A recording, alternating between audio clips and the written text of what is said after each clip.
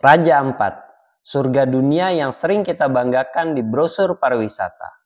Laut biru sebening kaca, karang warna-warni, dan spesies laut yang tidak kita temukan di tempat lainnya. Tapi, tahukah kamu bahwa kini ancaman bukan datang dari sampah plastik atau perubahan iklim, tapi dari tanahnya sendiri, nikel.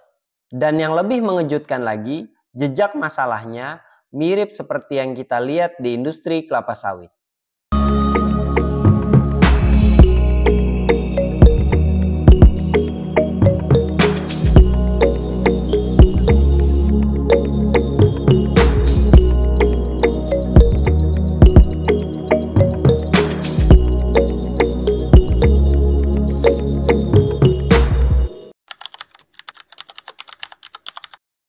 Awalnya, publik dikejutkan dengan berita 4 perusahaan tambang nikel yang mencaplok sebagian wilayah Raja Ampat. PT Kawai Sejahtera, PT Nurham, PT Anugrah Surya Pratama, dan PT Mulia Raymond Perkasa. Memang saat ini semua izinnya sudah dicabut. Tapi kenapa? Karena mereka menambang di kawasan konservasi. Raja Ampat itu geopark global UNESCO bro, tempat yang dilindungi dunia.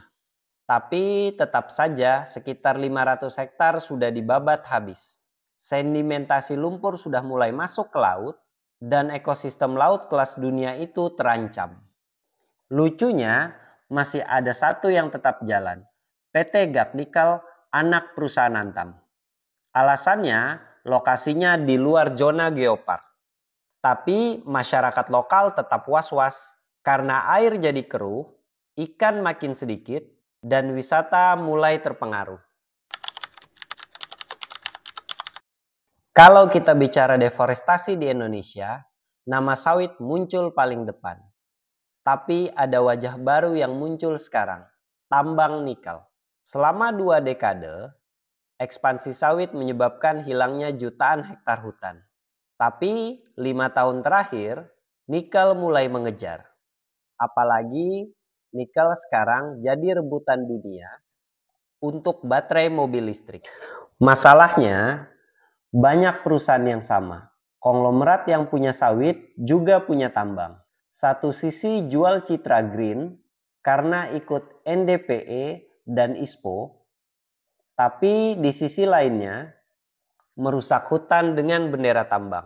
Ingat, sawit menyebabkan emisi karena gambut dikeringkan, dibakar, tapi nikel juga nggak kalah. Smelter pakai batu bara dan limbahnya mencemari air serta tanah. Lalu muncul Satgas Penertiban Kawasan Hutan yang dibentuk pemerintah.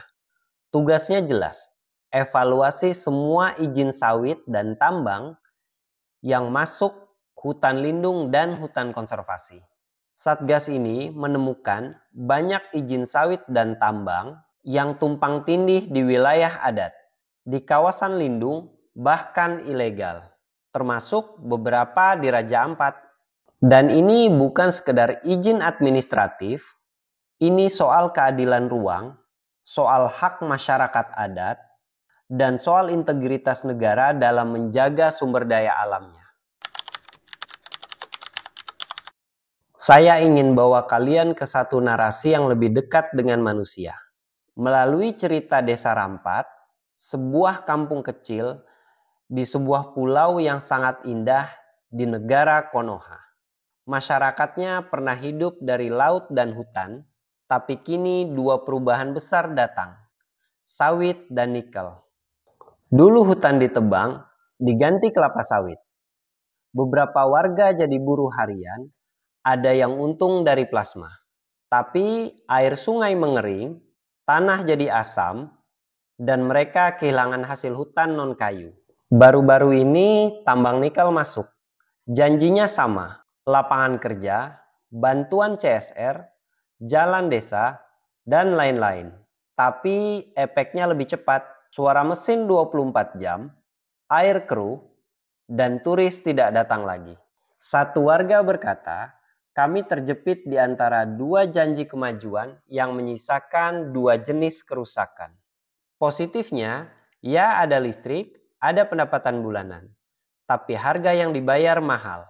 Lingkungan rusak, identitas budaya tergerus, dan masa depan anak-anak jadi taruhan. Nikel bukan musuh, sawit juga bukan. Tapi cara kita mengelola keduanya, itu yang perlu dikritisi. Indonesia punya potensi jadi raja energi hijau, tapi jangan sampai hijau di luar, hitam di dalam. Raja Ampat bukan sekedar nama, ia adalah simbol. Dan kalau simbol seindah itu saja bisa kita rusak, maka apalagi yang tersisa? Saya ingin tahu pendapat kalian. Apakah harus kita stop semua tambang di pulau kecil? Apakah kita bisa menyeimbangkan sawit dan nikel tanpa harus mengorbankan hutan dan masyarakat lokal? Tulis di komentar. Jangan lupa like, subscribe, aktifkan loncengnya. Sampai ketemu lagi di video selanjutnya.